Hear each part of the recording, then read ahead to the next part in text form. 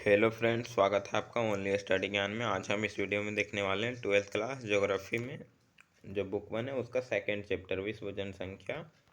इसमें वितरण, घनत्व और वृद्धि के बारे में पढ़ना है। विश्व जनसंख्या का वितरण किस तरह है, उसका घनत्व क्या है, उसका वृद्धि किस तरह से है, इसे इस चैप्टर में हमें पढ़ना है। तो इस वीडियो में हम लोग देखेंगे विश्व जनसंख्या का वितरण और विश्व जनसंख्या का घनत्व। अगले वीडियो पार्ट 2 के लिए कमेंट कीजिएगा, उसमें विश्व जनसंख्या का वृद्धि देखेंगे।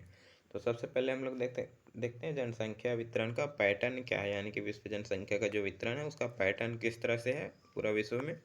तो जनसंख्या वितरण का अर्थ होता है कि पृथ्वी की सतह पर लोगों के वितरण की व्यवस्था किस तरह से है। अगर जनसंख्या वितरण क्या है पूछा जाए 2 नंबर में या 1 नंबर में, तो आप लोग लिखिएगा कि जनसंख्या वितरण का अर्थ है पृथ्वी की सतह पर लोगों के वितरण की व्यवस्था किस तरह से की गई है, उसे ही जनसंख्या का वितरण बोला जाता है।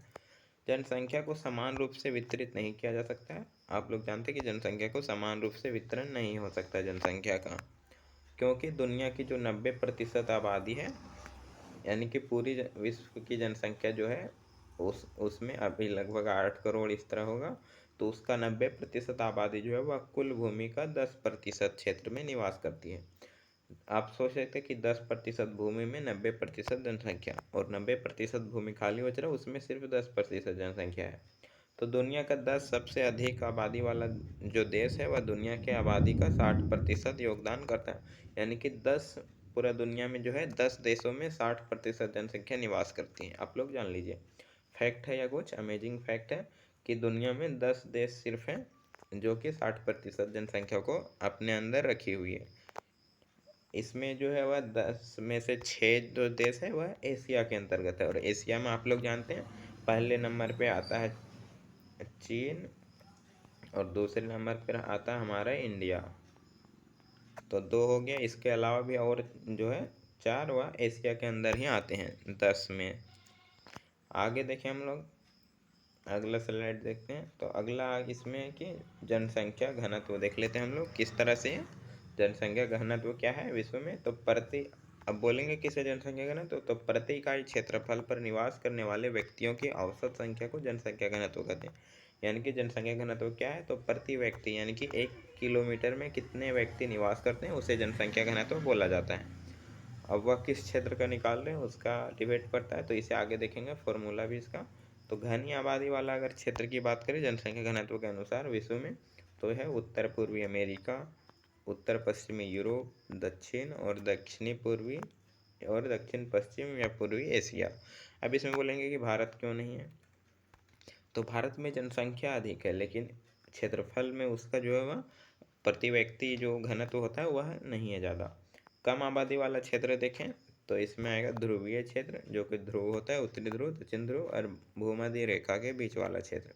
तो यह वर्ल्ड मान लेते हैं, तो इसमें जो बीच वाला है यह हो जाएगा हमारा विषुववृत्त, और ध्रुव ऊपर और नीचे होगा, तो यहाँ जनसंख्या कम पाया जाता है। आप लोग जान लीजिएगा। मध्यम आबादी वाला क्षेत्र की बात करें तो इसमें चीन आएगा, दक्षिण भारत आएगा, यानी कि भारत का दक्षिणी हिस्सा। भारत को अगर इस तरह से होता है तो इसे बांटे हम लोग अगर, तो कर्क रेखा जो जाता है उसका नीचे हो जाएगा दक्षिण, तो भारत का दक्षिण भारत हो जाएगा इसमें। और फिर नॉर्वे, स्वीडन, ये सब आते हैं। जनसंख्या का घनत्व जो भारत का मान लेते हैं जनसंख्या घनत्व, तो 2011 के अनुसार 382 व्यक्ति प्रति वर्ग किलोमीटर था, अर्थात 1 किलोमीटर में 382 व्यक्ति निवास करता है भारत में। तो इसे देख लिए। इसमें देखते हैं जनसंख्या घनत्व की गणना किस तरह से की जाती है, फॉर्मूला उसका। तो जनसंख्या घनत्व निकालने के लिए जो है किसी भी क्षेत्र विशेष के जो है उस विशेष क्षेत्र के क्षेत्रफल से भाग दिया जाता है। देख सकते हैं जनसंख्या का घनत्व इज इक्वल टू जनसंख्या, यानी कि उस क्षेत्र का जनसंख्या कितना है और उस क्षेत्र का क्षेत्रफल कितना है। तो भारत का क्षेत्रफल है अभी 32.8 लाख वर्ग किलोमीटर। आप लोग जानते हैं कृषि घनत्व अगर निकालना है तो कैसे निकालेंगे, तो कृषि कार्य में लगे लोगों की संख्या बटा कृषि का कुल क्षेत्रफल। आर्थिक घनत्व में कुल जनसंख्या बटा कुल संसाधन कितने हैं। कायिक घनत्व में कुल जनसंख्या बटा कुल कृषि क्षेत्र का भूमि। और पोषण घनत्व अगर निकालना है तो कुल जनसंख्या बटा कुल खाद्यान्न फसलों का क्षेत्रफल। इस तरह से निकाल सकते हैं आप लोग। अब हम लोग देखते हैं इसमें आगे, और अधिक जनसंख्या वाला जो देश है, सबसे अधिक जनसंख्या वाला वह है इसमें जनसंख्या वृद्धि है। सबसे अधिक जनसंख्या वृद्धि वाला देश जो है वह लाटविया होगा। इसमें सबसे कम जनसंख्या वृद्धि वाला लेटविया है, ये लाइबेरिया है। और किस महाद्वीप में सबसे अधिक जनसंख्या वृद्धि है, तो है अफ्रीका में। जनसंख्या सबसे ज़्यादा किस महाद्वीप में होगा, तो जनसंख्या होगा एशिया में, और जनसंख्या वृद्धि होगा अफ्रीका में। प्रवास देखें हम लोग क्या है, तो प्रवास जो है वह मनुष्य के एक स्थान से दूसरे स्थान पर चले जाना प्रवास कहलाता है। उद्गम स्थान जहाँ से लोग जाते हैं उसे उत्प्रवास कहते हैं। गंतव्य स्थान जहाँ फिर लोग जो वह आगमन करते पहुँचते हैं उसे अप्रवास कहते हैं।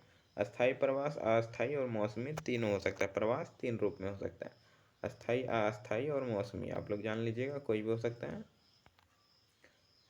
अब हम लोग देखते हैं प्रवास के चार धारा होता है, आप लोग जानिएगा। पहला गांव से गांव होता है जो कि महिला करती है प्रवास।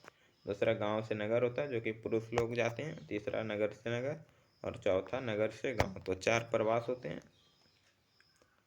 अब देखें हम लोग, तो जनसंख्या वितरण को प्रभावित करने वाले कारक क्या हैं, जनसंख्या वितरण को किस तरह से प्रभावित होता है, यानी कि क्यों जनसंख्या एक समान नहीं है। तो इसका आंसर होगा इसमें, तो जनसंख्या वितरण जो है वह तीन कारकों अर्थात भौगोलिक कारक, आर्थिक कारक और सामाजिक कारक और सांस्कृतिक कारक से प्रभावित होता है। अगर आपको नोट्स चाहिए तो आप लिंक दे दिया जाएगा डिस्क्रिप्शन में, वहाँ से डाउनलोड कर सकते हैं नोट्स पूरा।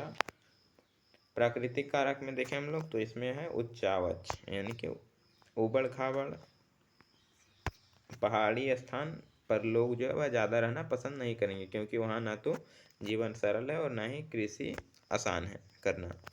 लोग जो है सम्मानोत्तम क्षेत्र की ओर अधिक आकर्षित होते हैं, यानी कि समान आकृति वाले, जैसे कि मैदानी क्षेत्रों में। दूसरा है जलवायु, अत्यधिक गर्म और ठंडे क्षेत्रों में जो है लोग कम निवास करते हैं। जैसे कि अभी माने तो हम लोग यह वर्ल्ड था, तो यहाँ अत्यधिक गर्म होता है कर्क रेखा में, और उत्तरी ध्रुव, दक्षिणी ध्रुव, तीन बिंदु हो गया टोटल। यहाँ पे अत्यधिक ठंड होता है, तो यहाँ पे लोग कम निवास करते हैं। ये जो है वो विरल जनसंख्या वाला क्षेत्र कहलाता है। यह जो होता है विरल जनसंख्या वाला क्षेत्र में जो है वह कम, ये विरल जनसंख्या वाले क्षेत्र होते हैं जहाँ की मरुस्थल, पहाड़ी और मानसून प्रदेश में जनसंख्या निवास करती है, और जैसे कि एशिया के देश, तो यहाँ कम जनसंख्या घनत्व पाया जाएगा।